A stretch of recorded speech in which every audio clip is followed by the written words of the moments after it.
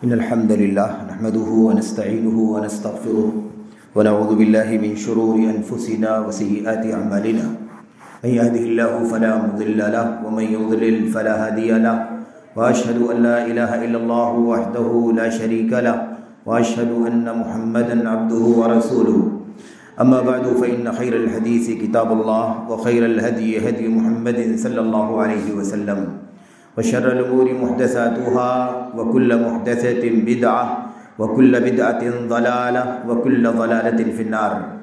أعوذ بالله من الشيطان الرجيم. بسم الله الرحمن الرحيم. إن الذين آمنوا وعملوا الصالحات كانت لهم جنات الفردوس نزلا خالدين فيها لا يبغون عنها حولا إلى آخر الآيات. وقال عز من قائل إن الذين اتخذوا العجل سينالهم غضب من ربهم وذلة في الحياة الدنيا إلى آخر الآية. وقال النبي صلى الله عليه وسلم من مات لا يشرك بالله شيئا دخل الجنة إلى آخر الحديث. برادران اسلام، دینی اور ملی بھائیوں، نوجوان دوستوں، قابل احترام ماں اور بہنوں، عزیز بچوں، اللہ تبارک و تعالیٰ نے ہمیں اور آپ کو اس دنیا میں پیدا فرمایا. ہماری اور آپ کی پیدائش کس لیے ہوئی ہے یہ ہمیں معلوم ہو جائے، اس لیے اللہ تبارک و تعالیٰ نے اپنی کتابیں اتاری اور اپنے نبیوں کو، اپنے رسولوں کو دنیا میں بھیجا. ہم اللہ کے بندے ہیں اور اللہ تبارک و تعالیٰ ہمارا رب ہے، خالق ہے، مالک ہے، ہمارا معبود حقیقی ہے. ہم غلاموں کو، ہم بندوں کو چاہیے کہ اپنے رب کی، اپنی مالک کی مرضی کیا ہے اسے اچھی طرح سے اللہ کی اتاری ہوئی کتابوں کے ذریعے سے اور اللہ کے بھیجے ہوئے رسولوں کی تعلیمات کے ذریعے سے سمجھیں. اگر ہم نے یہ سمجھ کر کے زندگی گزارا تو اللہ تبارک و تعالیٰ نے جو کچھ ہمیں اس دنیا میں عزت، شان و شوکت، عظمت اور برتری دینے کا وعدہ فرمایا ہے وہ عطا فرمائے گا. اور آخرت میں اللہ تبارک و تعالیٰ نے اپنی رضامندی، اپنی مغفرت اور اپنی رحمت، اسی طرح سے اپنی جنت دینے کا وعدہ فرمایا ہے، وہ سب اللہ تبارک و تعالیٰ ہمیں عطا فرمائے گا. اور میرے بھائیوں، میرے بزرگوں، ہمیں یہ بات بہت اچھی طرح سے جان لینا چاہیے کہ یہ دنیا کی جو زندگی ہے یہ دراصل ایک وسیلہ اور ایک ذریعہ ہے.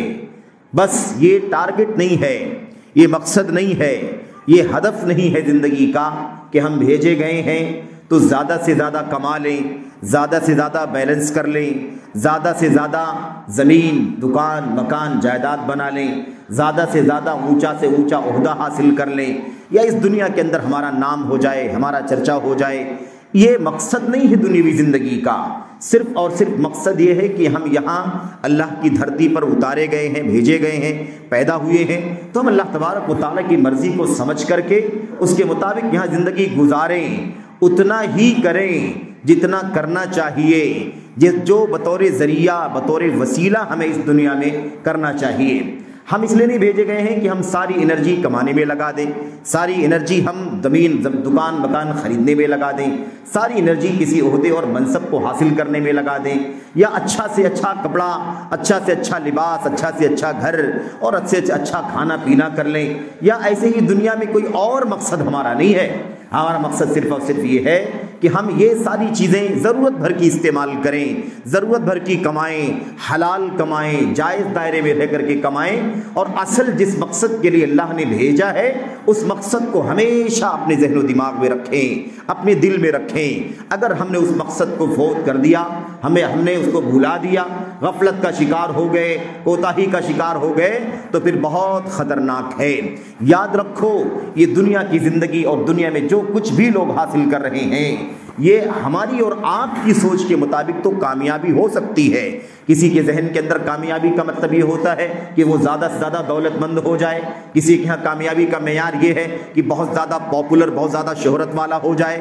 کسی کے یہاں کامیابی کا معیار یہ ہے کہ اس کے پاس بہت زیادہ بینک بیلنس ہو جائے. کسی کے یہاں شہرت، کسی کے یہاں کامیابی کا، نجات کا معیار کچھ اور ہو سکتا ہے. لیکن یاد رکھو، اللہ تبارک و تعالیٰ کے یہاں کامیابی کا یہ معیار نہیں ہے. اللہ کے ہاں کامیابی کا معیار یہ ہے کہ جو اس دنیا میں ایسے رہ کر کے جائے، ایسے ایسی زندگی گزار کر کے جائے جیسے اللہ تبارک و تعالیٰ نے جس مقصد کے لیے پیدا کیا ہے، اس مقصد پر چل کر کے جو آدمی زندگی گزارے گا اور دنیا سے جائے گا اسے اللہ تبارک و تعالیٰ کامیابی عطا فرمائے گا۔ کامیابی کیا ہے؟ اللہ تبارک و تعالیٰ فرماتا ہے کل نفس ذائقۃ الموت وانما توفون اجورکم یوم القیامہ فمن زحزح عن النار وادخل الجنۃ فقد فاز وما الحیاۃ الدنیا الا متاع الغرور۔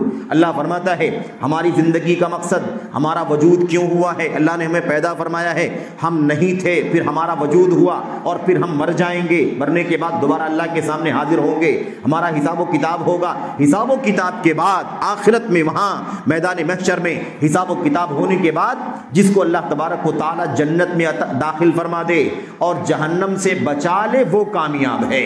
اللہ فرماتا ہے کل نفس ذائقۃ الموت، ہر نفس کو موت کا مزہ چکھنا ہے۔ وانما توفون اجورکم یوم القیامہ، اور قیامت کے دن تم سب کو اپنے اپنے عمل کا، اپنے اپنے کرتوت کا، اپنی اپنی محنت کا پورا پورا بدلہ دے دیا جائے گا۔ اچھا کیا ہوگا تو اچھا بدلہ ملے گا، برا کیا ہوگا تو اس کا برا صلہ ملے گا۔ اللہ تبارک و تعالیٰ آگے فرماتا ہے وانما توفون اجورکم یوم القیامہ، اس کے بعد کیا ہوگا؟ فمن زحزح عن النار وادخل الجنہ، جسے جہنم سے بچا لیا گیا، جسے جہنم سے بچا لیا گیا، وَأُدْخِلَ الْجَنَّةَ، اور جنت میں داخل کر دیا گیا، فَقَدْ فَاز، وہ کامیاب ہو گیا۔ دیکھا آپ نے اللہ تبارک و تعالیٰ کی کتاب میں، قرآن میں کامیابی کس کو کہتے ہیں؟ نہ تو دولت کا نام کامیابی ہے، نہ تو مال کا نام کامیابی ہے، نہ دنیا کے اندر عہدہ اور منصب حاصل کر لینے کا نام کامیابی ہے، نہ دنیا کے اندر شہرت حاصل کر لینے کا نام کامیابی ہے، نہ دنیا کے اندر بینک بیلنس کر لینے کا نام کامیابی ہے، نہ دنیا کے اندر رہ کر کے دنیاوی ڈگریاں اونچی اونچی حاصل کر لینے کا نام ہے۔ یہ کامیابی ہماری اور آپ کی سوچ کے مطابق تو ہو سکتی ہے، لیکن اللہ تبارک و تعالیٰ کی نظر میں کامیابی کیا ہے؟ جس کو جہنم سے بچا لیا گیا اور جنت میں داخل کر لیا گیا، فقط فاز، حقیقت میں وہی کامیاب ہے۔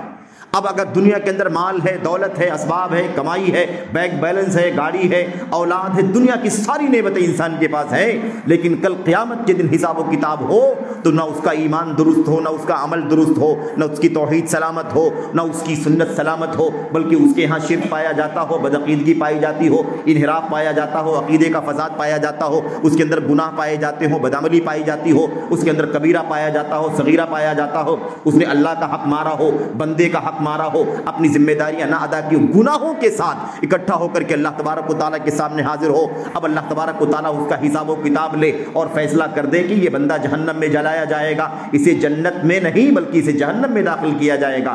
تو مجھے بتاؤ کہ وہ زمین جائیداد، وہ مال و دولت، وہ اسباب، وہ اولاد، وہ گھوڑے گاڑی اور وہ بینک بیلنس، پراپرٹیاں، وہ اور زمینیں، یہ سب کس کام میں آنے والی ہیں میرے بھائیوں؟ وہ عہدے اور منصب، وہ نام، وہ شہرت، وہ چرچا کس کام میں آنے والا ہے؟ ظاہر سی بات ہے کہ یہ سب کا سب ایک جھٹکے میں ختم ہو جائے گا۔ نبی کریم صلی اللہ علیہ وسلم کی اس حدیث کو اس ٹائم پر یاد کر لو، یہ خطبہ جمعہ ہے، مختصر ٹائم ہے، لمبی بات نہیں کر سکتے، لیکن آپ ذرا سا سمجھیں اس ایک دو چیزوں کو، اور اللہ تبارک و تعالیٰ مجھے خود نصیحت حاصل کرنے کی توفیق عطا فرمائے اور آپ تمام بھائیوں تک یہ پیغام پہنچانے کی توفیق عطا فرمائے۔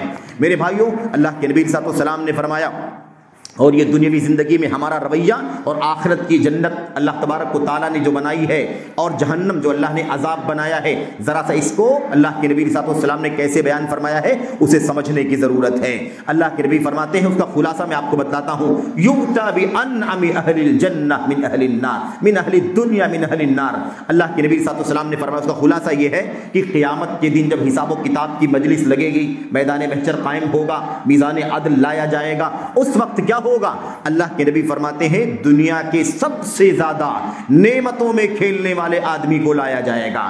انعام، دنیا میں سب سے زیادہ نعمتوں میں پلنے والا، ساری نعمتیں دنیا کی اس کے پاس موجود تھیں، اس سے زیادہ خوشحال کوئی نہیں تھا، اس سے زیادہ دولت والا کوئی نہیں تھا، اس سے زیادہ اسباب والا کوئی نہیں تھا، اس سے زیادہ مقام اور مرتبے والا کوئی نہیں تھا، اس سے زیادہ شہرت والا کوئی نہیں تھا۔ ایسی نعمتوں میں پلنے والا آدمی کل قیامت کے دن اللہ تبارک و تعالیٰ کے سامنے اسے لایا جائے گا، لیکن وہ اپنے ایمان اور عمل اور کردار کی خرابی کی وجہ سے اصل میں جہنمی ہوگا۔ دنیا میں ساری نعمتیں پانے والا آدمی لیکن انجام کے اعتبار سے جہنمی ہوگا۔ نبی کریم صلی اللہ علیہ وسلم فرماتے ہیں، اس شخص کو جو دنیا کا سب سے بڑا نعمتوں میں پلنے والا آدمی تھا، اسے جہنم میں ایک ڈبکی لگا کر کے باہر نکالا جائے گا، اسے جہنم میں ایک ڈبکی لگوا کر کے باہر نکالا جائے گا اور اس سے پوچھا جائے گا حل مر بک نعیم قط حل رأیت خیرا قط، اللہ کے بندے یہ بتا کہ کیا تجھے آج تک کوئی بھلائی ملی ہے، کیا آج تک تجھے کوئی سکھ ملا ہے، تجھے کوئی چین ملا ہے، تجھے کوئی نعمت ملی ہے، کوئی چیز تجھے اچھائی ملی ہے؟ وہ بندہ ایک ڈبکی جہنم کی لگائے جانے کے بعد کیا کہے گا؟ اے اللہ آج تک میں نے کوئی نعمت نہیں دیکھی، آج تک میں نے کوئی بھلائی نہیں دیکھی، آج تک میں نے کوئی سکھ اور چین دیکھا ہی نہیں۔ آپ سوچئے کہ کہاں دنیا کی ساری نعمتیں اور جہنم کی ایک ڈبکی کی وجہ سے وہ زندگی کی ساری نعمتوں کو بھول جائے گا، اسے یاد بھی نہیں رہے گا کہ میں نے کبھی بھلائی بھی دیکھی ہے۔ وہ کہے گا اللہ اتنا دکھ، اتنی تکلیف، اتنی مصیبت، اتنی پریشانی آج تک میں نے کبھی چین دیکھا ہی نہیں، مجھے نعمت کا پتہ بھی نہیں ہے۔ یہ حالت ہوگی میرے بھائیوں۔ اور دوسرے کے بارے میں اللہ کے نبی نے فرمایا کہ اشد الناس بؤساً، دنیا کا سب سے زیادہ فقیر، کمزور، جس کے پاس مال نہیں، دولت نہیں، اسٹیٹس نہیں، حیثیت نہیں، شہرت نہیں، چرچا نہیں، اسباب نہیں، وسائل نہیں، عہدے نہیں، کوئی حیثیت نہیں سماج کے اندر، دنیا کے اندر، ایسے شخص کو، اور یہ آدمی اصل فیصلے کے اعتبار سے جنتی ہوگا۔ اس شخص کو قیامت کے دن اللہ تبارک و تعالیٰ بلائے گا اور اس کے بعد اس کو جنت کی ایک ڈبکی لگائی جائے گی، اسے جنت کی ایک جھلک دکھائی جائے گی، اور جنت کی جھلک دکھانے کے بعد اس سے پوچھا جائے گا بندے یہ بتا آج تک کبھی فقیری تو نے دیکھا ہے، آج تک کبھی مجبوری تو نے دیکھا ہے، آج تک کبھی غربت تو نے دیکھا ہے، آج تک کوئی تکلیف تو نے اٹھائی ہے، آج تک تو نے کوئی دکھ دیکھا ہے؟ وہ کہے گا اللہ مجھے تو پتا بھی نہیں کہ دکھ کیا ہوتا ہے، تکلیف کیا چیز ہے، فقیری کیا ہے، مشکل کیا ہے، مجھے نہیں معلوم، میں تو نعمتوں ہی نعمتوں میں ہوں، خیر ہی خیر میں ہوں، بھلائی ہی بھلائی میں ہوں۔ اللہ تبارک و تعالیٰ کے یہاں یہ معیار ہوگا۔ اصل کامیابی جنت کا پا لینا اور جہنم سے نجات حاصل کر لینا، یہ سب سے بڑی کامیابی ہے میرے بھائیوں۔ یہ دنیا ملے نہ ملے، دنیا آئے نہ آئے، زیادہ ہو کم ہو، اس سے کوئی لینا دینا نہیں ہے۔ کل قیامت کے دن اللہ تبارک و تعالیٰ اس معیار پر کوئی فیصلہ نہیں کرے گا کہ دنیا میں تمہارے پاس بڑی دولت تھی، بڑی شہرت تھی، بڑا چرچا تھا، تمہارے لیے جنت ہے، تمہارے پاس مال زیادہ تھا، تمہارا اسٹیٹس بہت اونچا تھا، تمہاری دنیا کے اندر بڑا تمہارا نام تھا دنیا کے اندر، اس لیے تمہارے ساتھ جنت کا فیصلہ کیا جائے گا۔ ہرگز نہیں، اس کا کوئی اعتبار نہیں ہوگا، چاہے کوئی فقیر ہو کر کے مرے، چاہے کوئی بادشاہ ہو کر کے مرے، سارا فیصلہ اللہ تبارک و تعالیٰ کے ایمان اور عمل صالح کی بنیاد پر ہوگا۔ اس لیے دنیوی زندگی تمہیں غفلت میں نہ ڈال دے، ہمیں غفلت میں نہ ڈال دے، ہمیں نہ بہکا دے، ہمیں نہ پھسلا دے، ہم اس کی رنگینی میں کہیں ڈوب نہ جائیں۔ آج کی دنیا مادی دنیا ہے، آج ہم لپکتے ہیں دنیا کی طرف، آج ہمیں دنیا کھینچتی ہے اپنی طرف، اس کی رنگینیاں اور اس کی چمک دمک ہمیں گمراہ کر رہی ہے، ہم اللہ کو فراموش کر دیتے ہیں۔ جنت پانا ہے، جہنم سے نجات حاصل کرنا ہے، یہ ہم غائب کر دیتے ہیں، اس کا تصور بھی کبھی کبھی ہمارے ذہنوں میں نہیں رہتا۔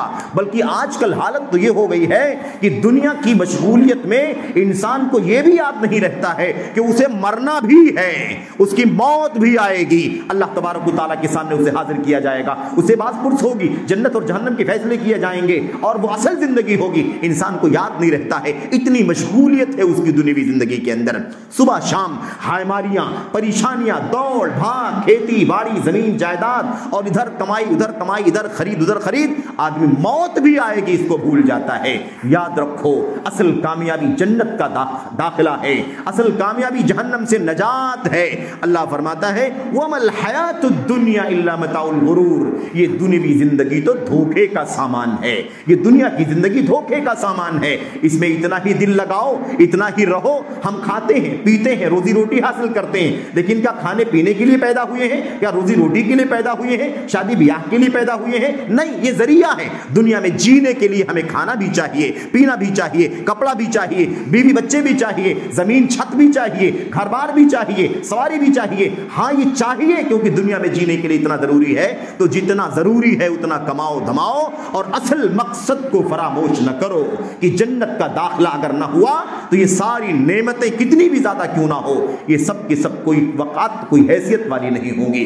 میرے بھائیوں، اللہ تبارک و تعالیٰ فرماتا ہے ان الذین آمنوا وعملوا الصالحات کانت لهم جنات الفردوس نزولا، جو لوگ ایمان لائے اور نیک عمل کیا، کل قیامت کے دن جنت الفردوس میں اس کی مہمانی ہوگی، اس کی میزبانی ہوگی۔ اللہ تبارک و تعالیٰ ان کی میزبانی کہاں کرے گا؟ जन्नत फिरदौस में उसकी मेजबानी करेगा। ईमान लाने वाले, अमल सालिह करने वाले, ईमान बहुत सारे हमारे भाई कहते हैं, लेकिन कभी कभी नहीं समझते कि ईमान कहते किसे हैं। ईमान क्या है? ईमान नाम है अल्लाह तबारक व तआला की वहदानियत, एक अल्लाह की बंदगी, उसका जो हक है उसे देना, वही अल्लाह तबारक व तआला ही खालिक व मालिक है, वही माबूद है। सारी की सारी इबादतें, छोटी बड़ी अदना आला, सारे के सारे काम अल्लाह तबारक व तआला के लिए होना चाहिए। मेरे भाइयों, रुकू अल्लाह के लिए, सजदा अल्लाह के लिए, क़याम अल्लाह के लिए, दुआ अल्लाह से, इस्तिगासा अल्लाह से, फरियाद अल्लाह से, पनाह अल्लाह तबारक व तआला से, डर अल्लाह तबारक व तआला का, उम्मीद अल्लाह तबारक व तआला से, सब कुछ अल्लाह तबारक व तआला से होनी चाहिए। आलिमुल गैब अल्लाह तबारक व तआला है, अल्लाह ताला अर्श पर है, उसका इल्म हमारे पास है, वो हमें देख रहा है, वो हमारी बातें सुन रहा है, वो हमारे हालात से वाकिफ है, ये हमारा अकीदा होना चाहिए। लेकिन अफसोस आज मुसलमानों के हालात देखें मेरे भाइयों, और गौर करें कितने हमारे मुसलमान भाई हैं कलमा पढ़ने वाले, अल्लाह की तौहीद का इकरार करने वाले, सुन्नत रसूल सल्लल्लाहु अलैहि वसल्लम का हवाला देने वाले, मुहम्मदुर रसूलुल्लाह का इकरार करने वाले, लेकिन उनके अकीदे के अंदर फसाद है, अकीदे के अंदर बिलावट है, अकीदे के अंदर उनके यहाँ खलल पाया जाता है। अल्लाह तबारक व तआला की बंदगी करते हैं, साथ साथ में किसी और के साथ भी दिल लगाए रहते हैं। किसी के लिए क़याम है, किसी के लिए सजदा है, किसी के लिए रुकू है, किसी अल्लाह के वली के सामने, बुजुर्ग के सामने हाथ उठाना है, कोई किसी अल्लाह के घर के तवाफ के अलावा किसी और दर का भी तवाफ करता है। न जाने कितने काम अल्लाह ताला पर ईमान के खिलाफ किए जाते हैं। मुसलमान करता है, इस्लाम का नाम लेवा करता है, याद रखो इन्नल्लज़ीना आमनू व अमिलुस सालिहात, जो नेक अमल, जो ईमान लाएंगे और नेक अमल करेंगे। नेक अमल हमारे जी में जो आए वो नेक अमल, आपकी मर्जी में जो आए नेक अमल, आपको जो अच्छा लगे नेक अमल, फला को जो अच्छा लगे वो नेक अमल नहीं, ये नेक अमल नहीं है। नेक अमल वो है जो हमारे और आपके नबी मोहम्मद रसूलुल्लाह सल्लल्लाहु अलैहि वसल्लम ने किया, करने के लिए बताया, करने के लिए तालीम दिया, हिदायत दिया। नबी करीम सल्लल्लाहु अलैहि वसल्लम ने जो कुछ हमें बताया, सिखाया है, वही अमल सालिह है। सुन्नत के मुताबिक, हदीसों के मुताबिक जिंदगी गुजारना, ये अमल सालिह करना है। इन दोनों शर्तों के साथ जो लोग ईमान लाए और नेक अमल किया, कानत लहुम जन्नतुल फिरदौस नुज़ुला, उनके लिए जन्नतुल फिरदौस बतौर मेजबानी अल्लाह ताला ने तैयार कर रखा है। खालिदीन फीहा, एक मर्तबा दाखिल होने के बाद दोबारा निकलेंगे नहीं वहां से। जब जन्नत अल्लाह तबारक व तआला दे देगा, जन्नत अता फरमा देगा, खालिदीन फीहा, हमेशा हमेशा उसके अंदर रहेंगे। ला यबगून फीहा ला यबगून अन्हा हिवला, उससे निकलना नहीं चाहेंगे, ना उससे निकाला जाएगा, ना उसमें कोई रोक टोक होगी, ना उसमें कोई कमी होगी। अल्लाह तबारक व तआला ने इस बात का ऐलान किया है। इसी के साथ साथ मेरे भाइयों, दूसरा पहलू, अगर हमारे अकीदे में फसाद है, हमारे ईमान में बिगाड़ है, हमारे अमल में कोताहियां हैं, तो याद रखो उसका अंजाम बड़ा खतरनाक है, उसका अंजाम बड़ा बुरा है। दुनिया के अंदर जिल्लत है, आखिरत के अंदर जहन्नम है, अल्लाह तबारक व तआला का गजब है, अल्लाह तबारक व तआला की नाराजगी है। इसे समझ लेना जरूरी है। मुसलमानों को ये पैगाम, अपने भाइयों को ये पैगाम, अपनी बहनों को ये पैगाम, जवानों को, अजीजों को, बच्चों को ये पैगाम पहुंचाओ कि अल्लाह तबारक व तआला की जो मेरे भाइयों शरीयत के अंदर निज़ाम है, अल्लाह के दीन के अंदर जो निज़ाम है, वो निज़ाम ये है कि ईमान और अकीदे का फसाद अल्लाह तबारक व तआला हरगिज़ माफ़ नहीं फरमाएगा। ईमान का बिगाड़, अकीदे का बिगाड़, तौहीद का खलल अल्लाह तबारक व तआला हरगिज़ माफ़ नहीं फरमाएगा। और इसके बिगाड़ के साथ ज़िंदगी की सारी नेमत, ज़िंदगी की सारी मेहनतें, सारे आमाल, सारी नमाजें, सारे रोजे, सारे सदक़ात, ज़कात, खैरात और सारी तहज्जुद, सारी तस्बीहात, सब की सब अल्लाह तबारक व तआला ज़ाये कर देगा। पहाड़ के बराबर भी नेकी लेकर के आएंगे ना। अगर ईमान का खल होगा, हम किसी गैरुल्लाह को आलिमुल गैब समझेंगे तो अल्लाह का हक मारेंगे, अल्लाह का हक मारेंगे। अल्लाह का हक है कि अल्लाह के सिवा कोई गैब नहीं जानता। गैब का इल्म अल्लाह तबारक व तआला के पास है। अगर किसी के पास कोई इल्म आता है तो अल्लाह तबारक व तआला के बताने से आता है। रसूलों के पास जो इल्म आता है वो वही के जरिए से आता है। अल्लाह तबारक व तआला बतलाता है फरिश्तों के जरिए से या वही के जरिए से, तो पता चलता है। इसलिए वो इल्म गैब नहीं है, आलिमुल गैब अल्लाह तबारक व तआला। मिसाल के तौर पर एक मिसाल है, वरना कोई भी अल्लाह तबारक व तआला का हक अगर पामाल किया गया तो याद रखो कि अल्लाह तबारक व तआला जहन्नम रसीद कर देगा, अल्लाह ताला जन्नत से महरूम कर देगा। इन्नल्लज़ीना इत्तख़ज़ुल इज्ला सयनालुहुम ग़ज़बुम मिर रब्बिहिम, जिन लोगों ने बछड़े को अपना माबूद बना लिया। हजरत मूसा की कौम को याद करो, हजरत मूसा अलैहिस्सलाम की कौम ने बछड़े को पूजना शुरू कर दिया تھا غیر اللہ کو، اللہ فرماتا ہے ان الذین اتخذوا العجل سینالہم غضب من ربہم، انہیں اللہ تبارک و تعالیٰ کی طرف سے غضب، اللہ کی ناراضگی، اللہ کا غصہ پکڑ لے گا، اور دنیاوی زندگی کے اندر، آخرت اخروی زندگی کے اندر اللہ تبارک و تعالیٰ انہیں ذلیل کر دے گا، رسوا کر دے گا، ذلت ہو جائے گی۔ یہ اللہ تبارک و تعالیٰ کا کلام ہے۔ میرے بھائیو، خلاصہ کیا ہے؟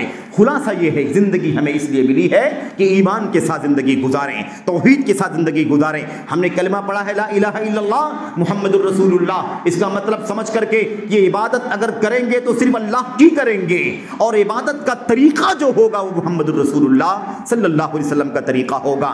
اللہ کی بندگی میں اللہ تنہا ہے، اور اطاعت میں، میرے بھائیو اتباع میں اللہ کے نبی محمد الرسول اللہ صلی اللہ علیہ وسلم کی لائفی شریعت ہے، آپ کی سنت ہے، اس کے سوا اور کچھ نہیں۔ دنیا میں کسی آدمی کو اللہ تعالیٰ نے یہ مقام نہیں دیا ہے کہ آنکھ بند کر کے اس کی بات کو مانا جائے، آنکھ بند کر کے اس کی اطاعت کی جائے، اتباع کی جائے، سوائے محمد الرسول اللہ صلی اللہ علیہ وسلم کے۔ کوئی بڑا ہو، چھوٹا ہو، ادنا ہو، اعلیٰ ہو، کوئی بھی ہو، اللہ تبارک و تعالیٰ نے یہ مقام اپنے نبی کے سوا کسی کو نہیں عطا فرمایا ہے۔ آج اگر حضرت موسیٰ بھی آ جائیں تو انہیں بھی نبی کی امت میں رہنا پڑے گا، حضرت عیسیٰ بھی آ جائیں تو انہیں بھی ہمارے نبی محمد رسول اللہ صلی اللہ علیہ وسلم کی باتوں کو مان کر کے زندگی گزارنا پڑے گا۔ یہ مقام اللہ نے کسی کو نہیں دیا ہے، صرف اور صرف محمد رسول اللہ صلی اللہ علیہ وسلم کو۔ میں آپ کو بتانا چاہتا ہوں، نجات حاصل کرنا چاہتے ہو، نجات حاصل کرنا چاہتے ہو تو اپنے ایمان کی، اپنے عقیدے کی حفاظت کر لو۔ اگر ایمان درست ہے، عقیدہ صحیح ہے، تو اللہ تعالیٰ غلطیوں کو، گناہوں کو معاف فرما دے گا، جو دوسری غلطیاں ہوں گی، دوسرے گناہ ہوں گے۔ اور اگر ایمان درست نہیں ہے تو زندگی بھر کی ساری نیکیاں اللہ تبارک و تعالیٰ غارت کر دے گا۔ آپ کو یاد ہوگا اللہ کے نبی محمد الرسول اللہ صلی اللہ علیہ وسلم نے ترمذی کی روایت میں فرمایا، یبن آدم، یبن آدم، اے آدم کی اولاد، اور اس میں دو تین باتیں بیان کی گئی ہیں، لیکن ایک بات جو آپ کے سامنے بیان کرنی ہے، اس میں اللہ کے نبی نے فرمایا کہ اللہ تعالیٰ فرماتا ہے، اے آدم کے بچے، اے آدم کی اولاد، سن لے، یبن آدم لو، اللہ اکبر، اللہ تبارک و تعالیٰ کا فضل دیکھو، اس کا کرم دیکھو۔ اللہ تبارک و تعالیٰ فرماتا ہے اپنے بندے کو مخاطب کر کے، آدم کی اولاد یعنی ہم لوگ، آدم کے بچے یعنی ہم لوگ، ہمیں اللہ تبارک و تعالیٰ فرماتا ہے، لو اتیتنی بقراب الارض خطایا ثم لقیتنی لا تشرک بی شیئا لاتیتک بقرابها مغفرہ۔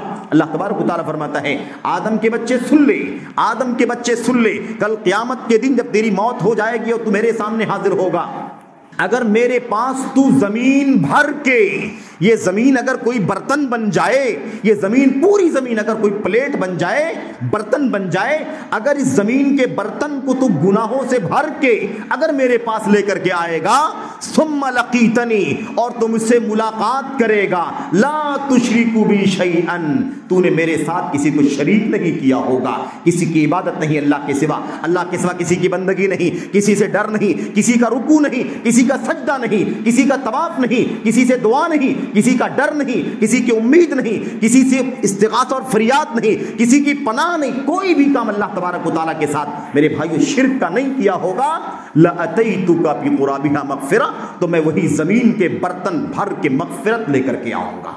کتنے بھی گناہ کر کے آئے گا، اگر یہ کمی تیرے یہاں نہیں ہے کہ تیرا عقیدہ خراب نہیں ہے، تیری توحید میں خلل نہیں ہے، تیری ایمان میں بگاڑ نہیں ہے، عمل کی کوتاہیاں اگر تو بھر کے بھی لے کر کے آئے گا زمین بھر، اور اس کے بعد میرے سامنے حاضر ہوگا، تو نے شرک نہیں کیا ہوگا، تو میں اسی زمین کے برتن بھر کے مغفرت لے کر کے آؤں گا، یعنی میں بخش دوں گا، معاف کر دوں گا، کیونکہ تو نے ایمان کی حفاظت کی ہے، تو نے توحید کی حفاظت کی ہے، تو نے عقیدے کی سلامتی کی فکر کی ہے، اس لیے تجھے مغفرت کا پروانہ دیا جائے گا۔ یہ ہو گئی بات کہ اگر گناہ بھی انسان کے پاس ہو، کوشش کرنے کے بعد بھی اگر گناہ ہو جائیں، لیکن توحید سلامت ہو، ایمان سلامت ہو، تو اللہ تبارک و تعالیٰ بخشش کا خزانہ اللہ تبارک و تعالیٰ کھول دے گا۔ اس کے برخلاف میرے بھائیوں سوچیں، غور کریں کہ اگر ایک بندہ زندگی، دوسری بات، ایک بندہ زندگی بھر، ایک دوسری حدیث، زندگی بھر گناہ کرتا رہا، اتنے گناہ، ایک دفتر، دوسرا دفتر، تیسرا